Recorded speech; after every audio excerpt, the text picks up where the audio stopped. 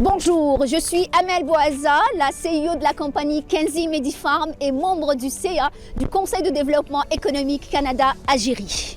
Dans le cadre de la mission du CDCA, à savoir la promotion des échanges économiques et commerciaux entre le Canada et l'Algérie, un projet a vu le jour. Il s'agit d'une série de vidéos qui met la lumière sur les entreprises algériennes et les entreprises canadiennes qui font en sorte que les échanges commerciaux entre les deux pays connaissent un meilleur élan.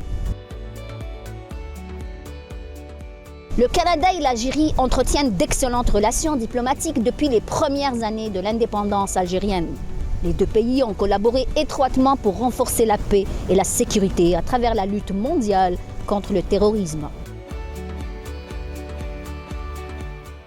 Bien qu'elle ne soit pas membre de la francophonie, l'Algérie se classe au deuxième rang des pays francophones en termes de locuteurs.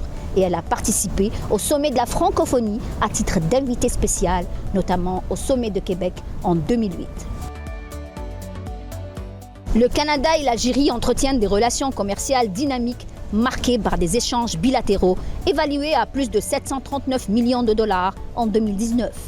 Les activités sont variées, allant des produits alimentaires de base à l'aéronautique, en passant par les services de formation. Parmi la soixantaine d'entreprises canadiennes qui font des affaires en Algérie, nous avons contacté quelques-unes pour nous témoigner de leurs expériences commerciales dans ce pays. Ils vont nous décrire leurs activités, nous parler de leurs défis et de partager avec nous leurs ambitions futures envers le marché algérien. Pourquoi l'Algérie? L'Algérie, c'est un grand pays, donc il y a un très grand potentiel. Et ces dernières années, comme on peut le voir, il pousse, il veut y aller au-delà du pétrole. Depuis presque 10 ans que je suis au Canada, entre le Canada et l'Algérie.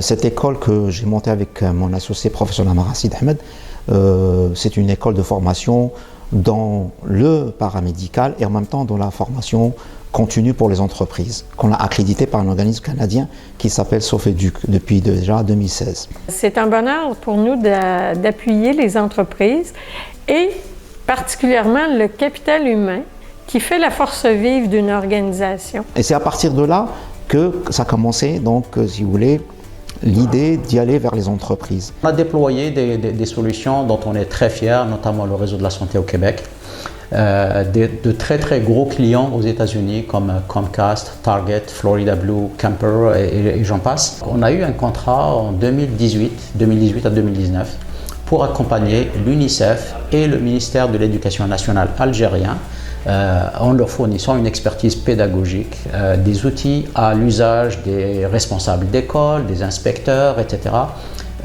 pour pouvoir bien encadrer les élèves lorsqu'ils sont exposés à ces risques qui sont liés à l'Internet. On collabore aussi avec une entreprise en Algérie qui s'appelle Allemagne Meubles. C'est une des leaders au niveau de commercialisation de fournitures en Algérie, donc on donne les soutiens au niveau de tout ce qui est les stratégies de marketing, l'implémentation d'une plateforme CRM pour la gestion des relations clients.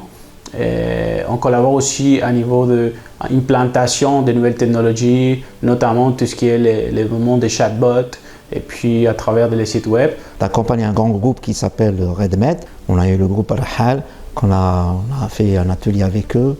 C'est un grand groupe dans l'industrie de l'agroalimentaire, du sucre, à l'ouest, et d'autres groupes. Et nous sommes donc au fur et à mesure faire des ateliers et de sensibilisation sur le management de la ressource humaine. Nous sommes manufacturiers et distributeurs de produits hygiéniques pour femmes. Nous faisons des sous-vêtements lavables et réutilisables pour les fuites urinaires, pour hommes et pour femmes, ainsi que des sous-vêtements réutilisables pour menstruation pour femmes. Une femme sur 3 a des fuites urinaires, surtout après l'accouchement. Porter des couches à 45 ans, c'est pas super pour la dignité humaine. Donc, je me suis lancée à vouloir trouver une meilleure solution. J'ai fait des partenariats avec des laboratoires de textiles et j'ai conçu une technologie qui peut à la fois absorber et rester au sec.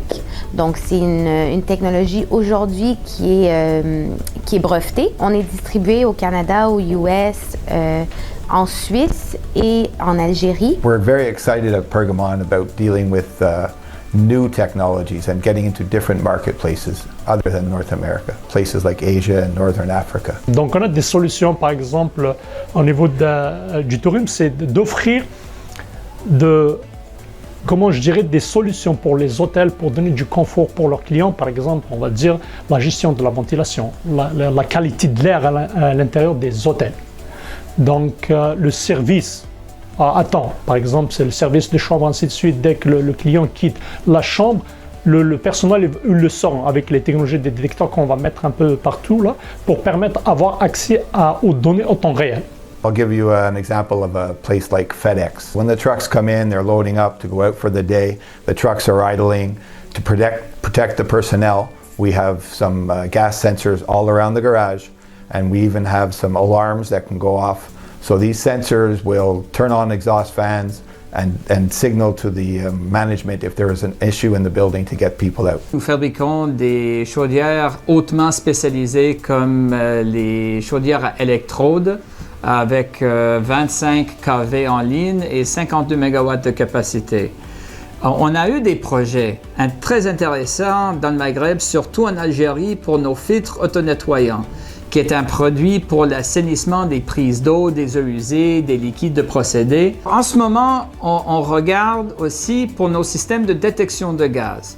Parce qu'avec le développement très important, les avancements qu'on voit actuellement en Algérie, on a la possibilité d'offrir toute notre gamme de produits. L'eau dans le désert en Algérie, elle est un peu salée. Pas autant que l'eau de mer, mais elle est quand même salée. Donc le but ultime, c'est de prendre cette eau-là, qui est souterraine, et de la filtrer et de rendre l'eau potable et bonne pour l'irrigation aussi. Donc c'est des membranes d'osmose inverse avec d'autres composantes de filtration d'eau, dépendamment de la qualité de l'eau qui rentre. Et ensuite avec une pompe qui peut être dans un puits. Pour l'instant, il n'y a pas d'application de prototype, mais la conception est en train d'être faite. C'est une technologie qui existe déjà. Là, c'est seulement le fait de l'implémenter et de le concevoir pour permettre à une certaine production entre 1000 et 5000 litres par jour et que le tout fonctionne sur les énergies renouvelables. Je crois qu'on pourrait dire Daimen, qui veut dire toujours. Hein? Daimen, il y a toujours des résistances quand on parle de gestion du changement ou apporter des nouveautés. Juste des fois, on veut régler un problème, mais il y a certaines choses qu'il faut confirmer avant. Mais on fonctionne principalement par courriel, donc là, ou avec le décalage horaire. Des fois, nous, en fin de journée, c'est la nuit là-bas. Donc là, il faut attendre au lendemain pour pouvoir régler le problème. Ça, c'est sûr que des fois, ça peut être un petit peu plus handicapant. Ça a été une étape assez difficile. Surtout la transaction monétaire, c'est très différent. Il faut collaborer étroitement avec leur banque. Il faut des lettres de crédit. Il faut donner du temps aussi. C'est un partenariat qui a pris au-dessus de 12 mois à vraiment solidifier. Quand on est arrivé avec le nouveau logiciel, les gens disaient non, on préfère rester avec nos fichiers. Mais après 1 an d'utilisation, ça y est, c'est bon.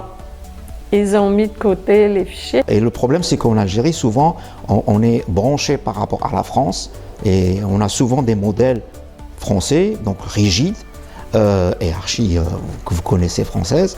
Par contre, en Amérique du Nord, il y a une certaine flexibilité, donc l'approche facile du patron, du leader, etc., tout ça. Ce que j'ai découvert dans le Maghreb, c'est que les relations interpersonnelles sont clés. Il y a un lien de confiance qui doit être bâti avant la relation d'affaires. Mais une fois que la relation de confiance est établie, les gens nous expliquent les raisons. Par exemple, pourquoi je ne réponds pas à ce email rapidement? Pourquoi j'ai tel délai pour obtenir tel formulaire? C'est des contraintes qu'il faut considérer tout simplement et ne pas être irrité par ces problématiques-là. On est capable de passer outre. Pour nous, le Maghreb est très important. C'est un secteur qui est en pleine effervescence. On a visité, on comprend les besoins du marché et on trouve que c'est le moment pour nous de s'y mettre à nouveau. Et j'invite tous ceux qui veulent faire partie de ce beau projet de contacter l'équipe du CDCI. Ça nous fera plaisir de faire rayonner votre entreprise, mais surtout de promouvoir dans l'équité et la réciprocité les échanges entre l'Algérie et le Canada. Au revoir.